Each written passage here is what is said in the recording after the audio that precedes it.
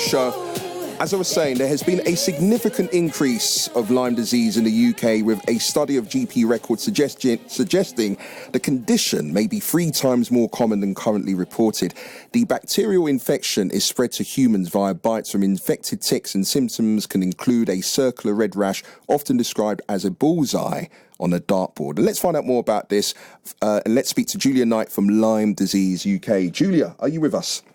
Yeah, I'm with you. Hi, you seem good to evening. lost me for a minute. I'm not sure what happened, but it's good to have you now. What is Lyme disease and how does it affect us?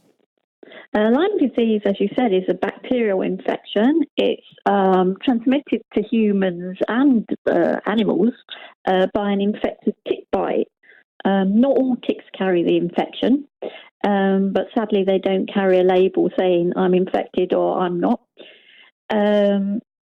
So, as you said, some people after a tick bite will get a telltale rash, which is often known as a bullseye rash because it can resemble like a target shape. But not all rashes, they can be solid red as well. The nature of them is, the telltale sign is that they don't appear for a few days after a bite, normally at least 3, and they gradually spread outwards from the middle. So that's what you're looking for. Wow, and those are the main signs. I mean, for example, if I'm out and about with some friends and I happen to be kind of rolling around on grass and happen to get a bite, that could happen to me. Yes, that could happen to you. Yes, I could, because ticks are endemic throughout the UK. And as I said, we don't know which one's infected and which one's not. So it's very important to know if you've got a tick attached, what to do. If you've had a tick bite, what to look for. And are those the main signs people should look out for? So some people get the rash, but some people don't, just to make it more complicated. Some people will not get the rash, but most people will get a flu-like illness, headache, neck ache, achy joints.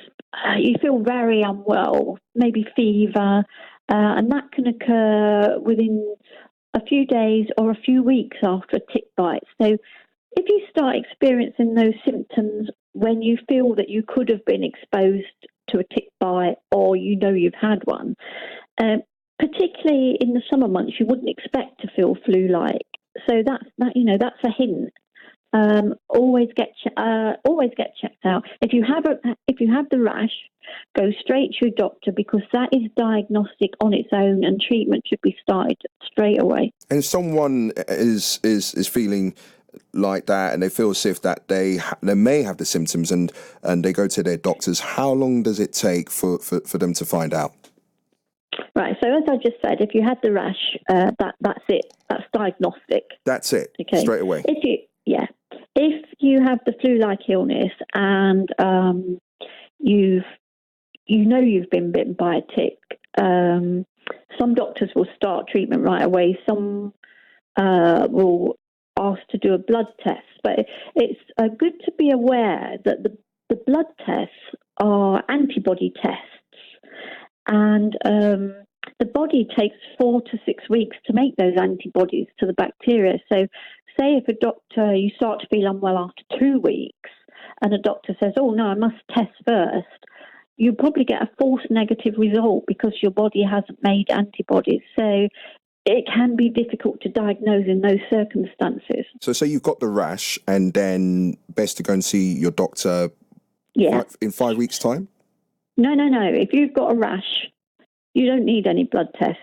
Treatment should be started straight away. Straight away, I'm with you. If it is the actual proper name is erythema migrans rash, which people call a bullseye rash. Yeah. If that appears within straight away, of course. A few days after a tick bite, it normally appears. That you don't. The doctor shouldn't test you. He should treat you straight away with antibiotics. Is it taken seriously? Is Lyme disease taken seriously? As a rule, in this country, people are the public, and to some extent, frontline health professionals are quite unaware of the seriousness of Lyme disease. And, we get people contacting us day after day after day. They've had a bite or their child's had a bite. They've had absolutely no idea that this could happen to them. Wow, Yeah. I'm going to be honest with you. I mean, other than speaking to you now, and obviously talking to producer Chris earlier on, and I was kind of going through the notes for our conversation. I was shocked. I thought, wow, this could happen to me. It could happen to anybody. My journey with Lyme disease started at a forest holiday centre in East Anglia. I didn't realise I'd been bitten. I was in a very high risk area, although I didn't know it at the time. I had no knowledge of it at all, despite being a senior nurse. So that says it all, doesn't it? Wow. I became a bit unwell after about 8 weeks. I didn't get the rash. Yeah. And just brushed that off. I just thought, I'm feeling a bit under the weather.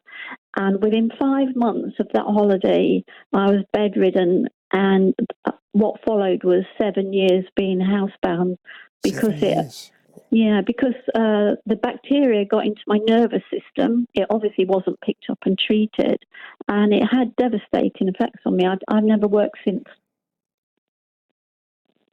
Hello, Julia. You with us? Yeah, I'm still here. Oh, sorry, it just cut out there for a second. So we thought we lost you there. So I mean, wow, that's a long time. I mean, for someone who may have concerns, how can someone prevent the disease? What can they do? Okay, so the name of the game is to prevent a tick bite in the first place. Okay, so be aware. The awareness is being pushed out. Be aware. So if you're out and about in the sort of area you would get a tick bite, bearing in mind people have been bitten in urban parks and gardens, so not just your typical wooded area. Use a repellent if you're going walking. Wear the right clothes, not your shorts and flip-flops. It's a bit difficult though, Julia, because, I'm just listening to you now, and that will make me slightly paranoid if I'm going to a park or an open space, and straight away, I suppose I would end up spraying myself every 5 minutes with some sort of insect repellent. No, you don't have to. If you're going in an environment where you could potentially pick up a tick, before you go, just put some repellent on any exposed skin. That's all you've got to do. And if you do that, a tick won't bite you anyway. Okay. So you don't have to do it every 5 minutes. Once is enough. And that Cover up. Yeah, if possible, wear long trousers and long sleeve shirts. No shorts. If you are going in your shorts, okay, put some repellent on. It doesn't cost very much money for a bit of repellent. Put a bit of repellent on. If you think you might have been in an environment where you possibly could have picked up a tick, when you get home that evening, check yourself all over. All your warm places in your body, shall I say? They like to find little warm places to attach to. Wow. Check yourself all over. Check kids. Check pets, particularly dogs. They like dogs. And that's the name of the game. If you're aware, you're much less likely to either get a tick bite or you'll know what to do straight away. And if you do find a tick on you, make sure you remove it correctly. You can buy little tick tools which cost pennies. Most of the vets sell them. Online stores. They're like little tick tools, and it tells you how to remove it. If you haven't got one of those, a pair of fine tick tweezers, not the ones that you pluck your eyebrows with. Okay, if everybody had one of those in their first aid kit, one or the other, and learn, how to remove a tick, lots of people would be prevented being ill. Yeah. I want to find out more about your charity, and how does your charity help people who are affected?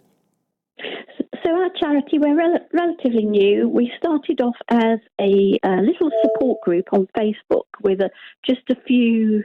I wasn't there right at the beginning, but it was like a few hundred people, and we now have a community of over 10,000 people.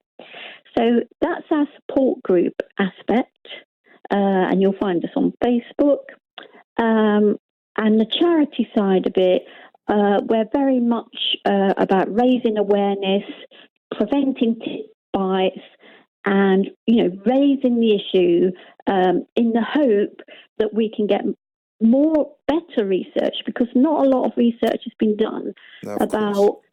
We need better testing in this country, more accurate testing, because the testing we have at the moment isn't 100%. Let's hope that happens. And Julia, you're doing a great job. Thank you for joining us tonight. It's Julia Knight from Lyme Disease UK.